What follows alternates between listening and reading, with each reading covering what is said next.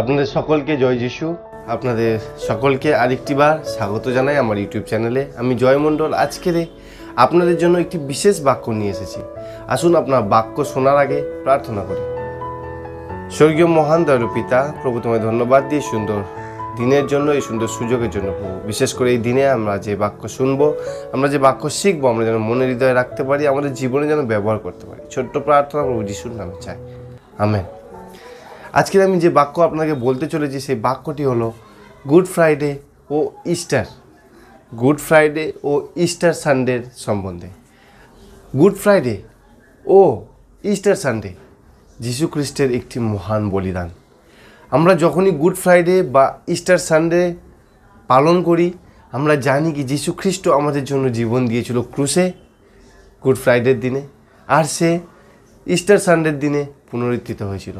তার পুনরুত্থান হয়েছিল, সে মৃত্যুকে হারিয়ে আর একবার জীবিত হয়েছিল শুধু আপনাকে আর আমাকে উদ্ধার করার জন্য। সে আমাদের সমস্ত পাপ, এই পৃথিবীর পাপ তার কাঁধে তুলে নিয়ে ক্রুশে নিজেকে উৎসর্গ করে দিয়েছিলেন। আজকে আমি আপনাদেরকে সেই দুটি দিনের বিষয়ে কিছু বলতে চাই। আসুন আমরা দেখব কি গুড ফ্রাইডে আমরা কেন পালন করি। বাইবেলে কি কোথাও লেখা আছে গুড ফ্রাইডে পালন করার জন্য? এই গুড ফ্রাইডে আর ইস্টার সানডে খুবই একটি কমন দিন, খুবই একটি গুরুত্বপূর্ণ দিন খ্রিস্টীয় মানুষদের জন্য। তবে আমরা গুড ফ্রাইডে পালন কেন করি? আমাদের মধ্যে বেশিরভাগ লোক গুড ফ্রাইডের দিনে গির্জায় যাই, আমরা প্রার্থনা করি, 7টি বাণী শুনি কি যীশু খ্রিস্ট সেই 7 বাণী কী ছিল, কিন্তু আমরা কি জানি কি গুড ফ্রাইডে কেন পালন করা হয়? আসুন আমরা বাইবেলে দেখি বাইবেল কি বলে। মার্ক লিখিত সুসমাচার তার 15 অধ্যায়ের 42 পদ বলে, পরে সন্ধ্যা হইলে সেই দিন আয়োজনের দিন, অর্থাৎ বিশ্রামবারের পূর্বদিন বলিয়া। তো এখানে আমরা দেখছি কি যীশু খ্রিস্ট যেদিনকে ক্রুশে দেওয়া হয়েছিল সেদিন কিসের দিন ছিল? আয়োজনের দিন। তার মানে আমরা গুড ফ্রাইডে পালন করি কি এই দিনে যীশু খ্রিস্টকে ক্রুশে দেওয়া হয়েছিল। সে আমাদের পাপ, এই পৃথিবীর পাপ কাঁধে নিয়ে সেই দিন তার জীবন ক্রুশে উৎসর্গ করেছিল। তাই আমরা গুড ফ্রাইডে পালন করি। কিন্তু একটা প্রশ্ন, গুড ফ্রাইডে পালন করার জন্য এখানে কি দিন দেওয়া আছে? ফ্রাইডে লেখা নেই, শুক্রবার বলে লেখা নেই। এখানে কি লেখা আছে? আয়োজনের দিন। আসুন আমরা পরবর্তী একটি পদ দেখি, হয়তো একটা পদে গুলিয়ে যেতে পারে। লুক তার 23 অধ্যায় 54 পদ দেখি কি বলে আমাদেরকে। বাইবেল বলে, সেই দিন আয়োজনের দিন এবং বিশ্রামবারের আরম্ভ সন্নিকট হইতেছিল। বলছে যেই দিন যিশুকে ক্রুশে দেওয়া হয়েছিল সেই দিন আয়োজনের দিন ছিল আর বিশ্রামবার সন্নিকট হইতেছিল। দেখুন এখানে আমরা দেখছি, একটি নোট নিতে পারি আমরা। আপনারা যদি খাতা নিয়ে বসেন লিখে রাখবেন কি এখানে বাইবেল বলছে কি আয়োজনের দিনে যিশুকে ক্রুশে দেওয়া হয়েছিল। তাহলে আমরা এই আয়োজনের দিনটিকে শুক্রবার বলে মনে করি। ঠিক, আপনি ঠিক ধরেছেন। কিন্তু ঈশ্বর কেন লেখেনি একটি নির্দিষ্ট তারিখ, যে তারিখে আমরা গুড ফ্রাইডে পালন করতে পারি? আমাদের উদ্ধারকর্তা, যিনি ঈশ্বরের পুত্র, তিনি তার নিজের জীবন দিলেন আমাদের জন্য, আমাদের পাপ থেকে উদ্ধার করার জন্য। আর সে সেই দিনটা লিখে দিলেন না কি কোন তারিখে তাকে ক্রুশে দেওয়া হয়েছিল। দেখুন, যদি ঈশ্বর চাইতো কি আমরা গুড ফ্রাইডে পালন করি, সে নিশ্চয়ই লিখে দিত। তাহলে এই দুটি পদ পড়ার পরে আমরা জানতে পারি কি আমরা জানি না কি কোন তারিখে যিশুর মৃত্যু হয়েছিল, কোন তারিখে যিশু ক্রুশে নিজেকে উৎসর্গ করেছিল।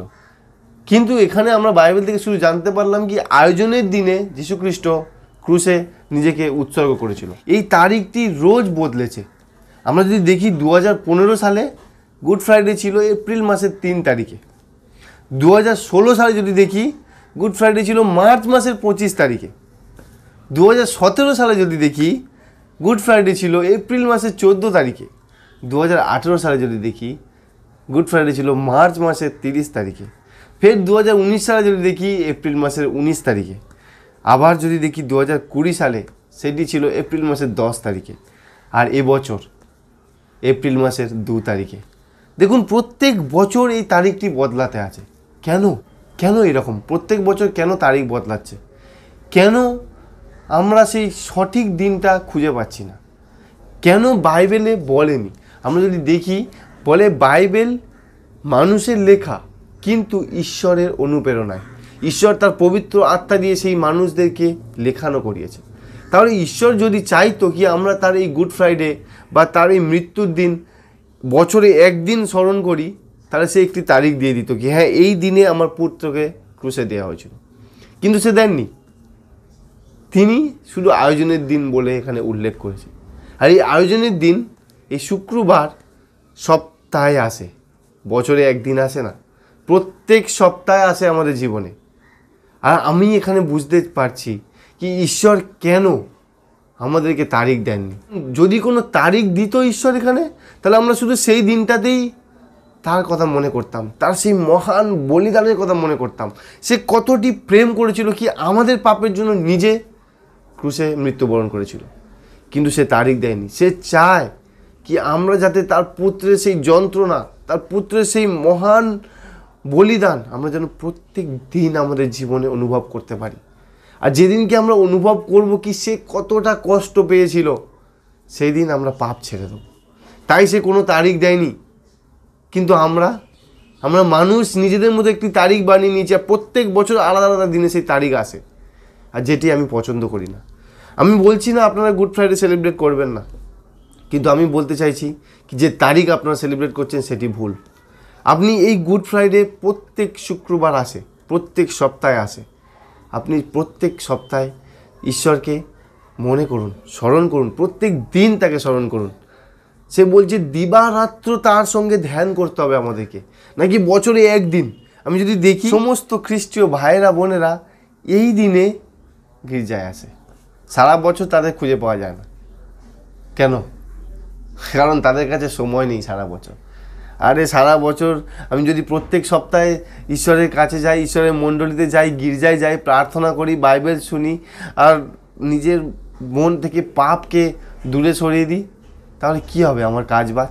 টাকা ইনকাম করব কি করে? কি হবে আমার আনন্দ, আমার মজা, উল্লাস, ভোগ বিলাস, উল্লাস, এই সমস্ত জিনিস কোথায় যাবে? আর এই কথা ভেবে আমরা মানুষরা বছরে একটি দিন ঠিক করেছি, যেই দিন আমরা সারা বছর আনন্দ করব, কিন্তু এই দিনটা একটু কষ্ট ভোগ করব। হ্যাঁ, যীশু খ্রিস্ট আমার জন্য জীবন দিয়েছে, সবাই মণ্ডলীতে যাব, কিন্তু এটি ঠিক না। আমরা জানি কি তার মৃত্যু কোন দিন হয়েছিল, কোন তারিখে হয়েছিল আমরা জানি না, কোন দিন হয়েছিল আমরা নিশ্চয়ই জানি। তাহলে যখন দিন জানি, তারিখের অপেক্ষায় কেন? প্রত্যেক সপ্তাহে এই দিনটিকে আমরা পালন করতে পারি। দেখুন এখানে প্রত্যেক বছর তারিখ বদলাচ্ছে। আপনার কি মনে হয় ঈশ্বর নিজের জীবন যেদিনকে সে নিজের পুত্রকে উৎসর্গ হতে দেখেছিলেন, সে প্রত্যেক বছর সেই তারিখ বদলে দিতে চায়? সে নিজে বলে সে কোনোদিন বদলায় না। মালাকি 3:6 কি বলে? আসুন দেখি আমরা। মালাকি 3:6 বলে, কারণ আমি সদাপ্রভু, আমার পরিবর্তন নাই, তাই তোমরা হে যাকব সন্তানগণ বিনষ্ট হইতেছ না। বলছে আমি সদাপ্রভু, আমার কোনো পরিবর্তন নাই।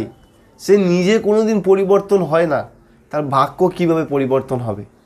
তার পুত্রের সেই সবথেকে মহান দিন, যেদিন সে নিজের পুত্রকে দেখেছে কতটা কষ্ট, চিন্তা করুন। কাঁটার মুকুট তার মাথায় পরানো হয়েছিল, রক্ত ঝরিয়ে পড়ছিল, কত ব্যথা সে পাচ্ছিল। সেও একজন মানুষ হিসেবে ছিল এই পৃথিবীতে। সেই দিনটিকে সে বদলাতে পারে? প্রত্যেক বছর তারিখ বদলাচ্ছে আপনাদের। তার পরবর্তী পদ দেখুন, ইব্রিয় তার 13:8 কি বলে?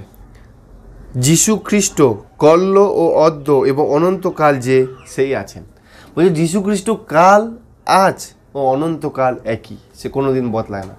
যীশু খ্রিস্ট বদলায় না, কিন্তু তার মৃত্যুদিন বদলায়, তার পুনরুত্থান দিন বদলায়। প্রত্যেক বছর এই দুটি তারিখ বদলাচ্ছে।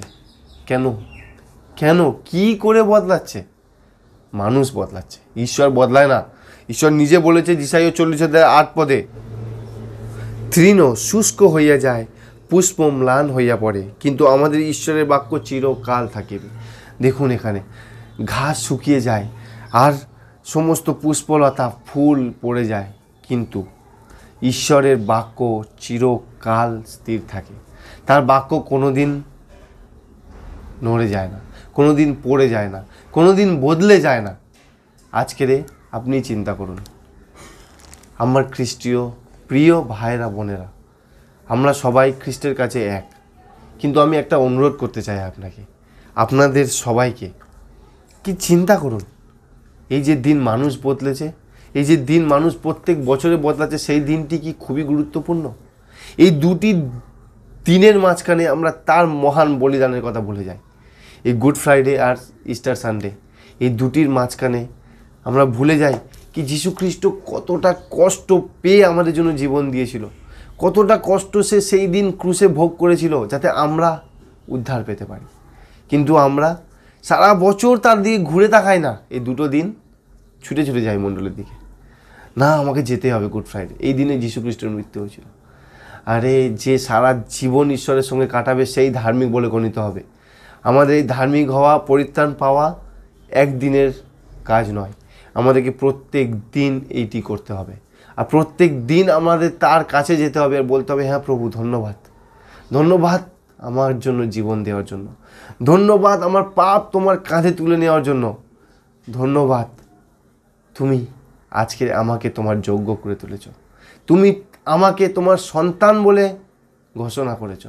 আজকেরে আমি প্রতিজ্ঞা করতে চাই কি আমি আজ থেকে শুধু বছরে এই দুটো দিন না, প্রত্যেক সপ্তাহে আমি তোমার গৃহে যাব, তোমার আরাধনা করব, তোমার পথে চলব, আর তোমার বাক্য বলবো, আর তোমার মতো করে অন্যদেরকে প্রেম করব। ঈশ্বর আমাদের সবাইকে আশীর্বাদ করুক। আশা করি আপনাদের এই গুড ফ্রাইডে, ইস্টার সানডে ভালো কাটবে।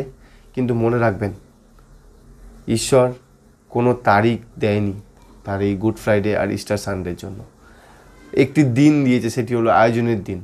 আমরা যদি দেখি তার পুনরুত্থানের জন্যও লেখা আছে কি তিনি সপ্তাহের প্রথম দিনে তার পুনরুত্থান হয়েছিল। মার্ক 16:9 সেখানে লেখা আছে কি সপ্তাহের শুরুতে প্রথম দিনে মরিয়াম মগদলিনী তার কবরে গিয়েছিল, দেখেছিল কবর খালি। তার পুনরুত্থান হয়ে গিয়েছিল সপ্তাহের প্রথম দিনে। সপ্তাহের প্রথম দিন আজকের আমরা গুড ফ্রাইডে পালন করছি শুক্রবার দিন, সপ্তাহের প্রথম দিন পালন করছি রবিবার দিন, যেদিন ঈশ্বরের পুনরুত্থান হয়েছিল। কিন্তু মাঝখানে একটি দিন ভুলে গিয়েছি, যেটি সপ্তম দিন, যেটি ঈশ্বরের আজ্ঞা। যাত্রা পুস্তক 20:9-11 বলে কি তোমরা 6 দিন কাজ করিও আর সপ্তম দিন বিশ্রাম করিও। আমরা বলি কি আজ্ঞা পুরনো নিয়মে ছিল, নতুন নিয়মে নেই। যীশুখ্রিস্ট যখন ছিল এই পৃথিবীতে, সেও মণ্ডলীতে গিয়েছিল বিশ্রামবার পালন করার জন্য, তার শিষ্যরাও বিশ্রামবার পালন করেছিল। ঈশ্বর আপনাদের সবাইকে আশীর্বাদ করুক। আমি আপনাদের কাছ থেকে বিদায় নিই। আগামী ভিডিও পর্যন্ত আপনারা সুস্থ থাকুন। ঈশ্বর আপনাদের সবাই সঙ্গে থাকুক, আপনাদের পরিবার ভালো থাকুক, আপনারা খুশিতে থাকুন। ধন্যবাদ। আমেন।